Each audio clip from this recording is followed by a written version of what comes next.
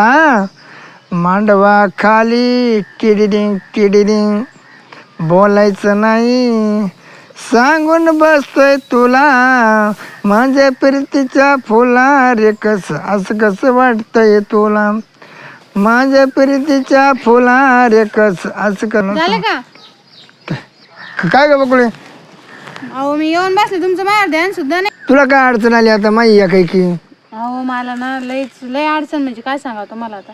का बरं तुझ्या गावात अडचण मागत नाही काय नाही ना हो तुमच्याशिवाय कोण ओळखीत मला. तुझा नवरा नवरा तर काय नवरा नावाला राहत असतो. तू करीत नाही का काय अडचण दूर तुम्ही ना काही नका चावलं बरं का. अगं मग तेच आहे ना मग तुला अडचण आली म्हणून तू आली का नाही अहो माझी गॅसची टाकी संपली मला 1000 रुपये लागत होते. मग घ्यायची ना भरून हा तुझ्या नवरा म्हणजे घ्यायचे ना तुम्ही द्या आणि तुम्ही काय आलाय. मी देऊ हा काचे कायच म्हणजे अगं तुला माहिती आहे का ते नाही का मोटरसायकल ती कुट्टी गाडी हा त्याची एकदम शॅम्पू घेऊन आला रुपयाला पुढे केस वाढा रुपयाला घ्या केस वाढ रुपयाला घ्या केस वाढा हा घेतले ना मी मग लावली डोक्याला हं.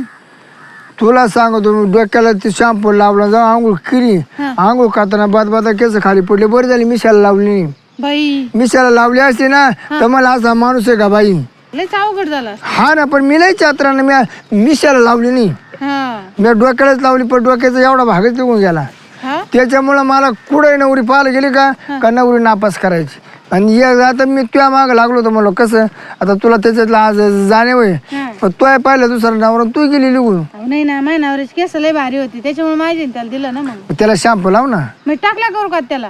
अरे टाकला केला तुला काय नाही टाकल्याचं आणि टुकल्याचं मग तो तुला नापास झाला का मी हायच नाही तुम्हाला एवढी चव आली का लगी. अरे चव तू 60 रुपये मला हा 60 रुपये मा किती वाढे मी जर कधी मळ्यामध्ये जर बसतो ना सगळं कुत्रे कात्रे मला चाटी त्या मागाला चव तेवढी हा का बैल चाटितो कुत्रा चाटितो गाय चाटितो आणि तू जर चाटली ना तुला घरी भाकर खाणार गोड लागणार तू सारखी मला चाटायची तिकडं हा का एखाद्या बायला जर कालवण मिटणार का लगे मला बोलून घेतात काला हिची चवणी कराय कढी कराय आमटी कराय याला कराय त्याला कराय आणि आता तुम्हाला असं कोणतं सगळं गाव नेतं मला सणावारला मी वाटे येत नाही वाट्या माझा निलाव काढते निलाव हा आळीमध्ये बापरे हा मग तो माझ्या आळीला निलाव आणि तो मग तो माझ्या लाखाचा निलाव होतो माझा त्या टायमाला बरेच पैसे कमी द्या तुम्ही. हे परत आता कमून काय कोणा करता की बाय कोणा पण मी आहे ना. पैसा भरमसाठी मावलं बँका काढा त्याच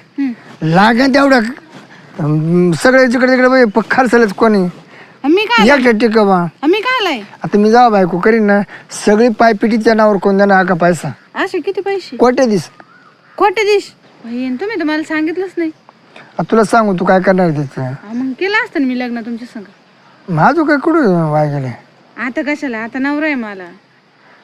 पण मला बायको नाही ना ग काय तुम्ही मला 1000 रुपये देईना कवाच इथं लावून धरलं आणि खायचं काय. तू नवरा कधी वगैरे राहतो काला मीच डायरेक्ट टाकी बनवून आणलीस नाही तुम्ही घरी नका येऊ माझी सासू राहती घरी. सासरा देणार कुठं तरी मायरा काढून मी घरी टाकी घेऊन आलो का जाऊ दे तुझा नवरा असू दे पण लगेच आपण करून घेऊ काय चहा पाणी घरात. हा मग गॅस भरलं करेल ना तुम्हाला चहा पाणी. मग तेच म्हणलो ना तुझ्या सासूला ते मायरा काढून तुझ्या नवऱ्याला ते कामं काढून मी येतो. बरं ऐका तुम्ही असं काही विचावलं नका तुमचे पैसेच करा मला जायचं. बरं तुला ते आपल्या गावाचं कसं काय झालं माहिती का काय ठकीची पोर आहे का हा ती गेली बाबरावच्या बरोबर पळून कोण सगळं बाबरावचा पोर नाही का हा गिरी पळून द्या बरोबर ती कुणाला एवढी खास होती हो कांची ती टकीची पोरगी. मी काय म्हणतो मी गेलो गार्डनला मी नंतर चालेल मी काय चाल गेलो मला पोर पाठवायला गार्डनला काय पोरी पाठवतात काय.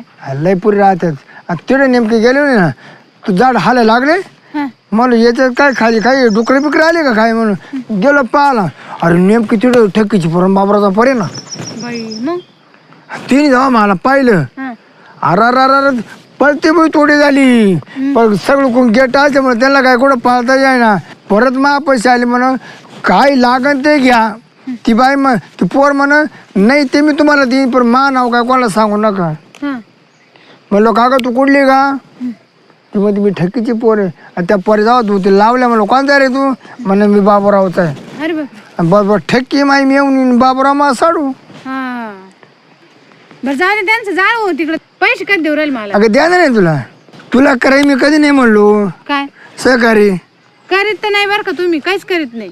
हा काय करीत नाही तुम्ही. अरे करे मी तयार आहे पण तू ऐकायला तयार आहे नाही मी काय सांगत होती. शिरपतराव द्या ना पैसे. अरे आज एक किस्सा आहे कोणाचा तू आता? ऐक फक्त. आता कोणाचं आहे? आपला बाबूराव. काय आता त्याचं काय? बाबूरावने ती गजरी पळून नेली. बरं कोणाच्या का मागं लागा ना गेला नाही एकदा. गजरे दिवस गेले आता. अहो मी काय करू मग? मी सांभाळू का आता? सांभाळायचं नाही पण तोय मा मित्र आहे ना हा त्या बाई चाले वर. काय काय बोलतोय? हा मग बाबरावला लयच घाई बाई. ते वर यायला जाऊन होती पण तिचा गजरीचा नवरा आहे ना 6 वर्षा का बाहेर देशात जाईल. हं. मग त्या गजरीची इथे वाट मला लावायला लागेल ना. बाबूराव म्हण हिची काहीतरी सोय लावा म्हण सोय लाव म्हणजे? त्या पोराची. हा तर म्हणलं मग ते पोर झालं त्याला म्हणलं तर मग देऊ टाकू बकुळी का माझ्याकडे काय आला? सांभाळायला. हा मी रिकामी कोणाची पोरं सांभाळायला. मग तुला 1000 रुपये द्यायचे ना.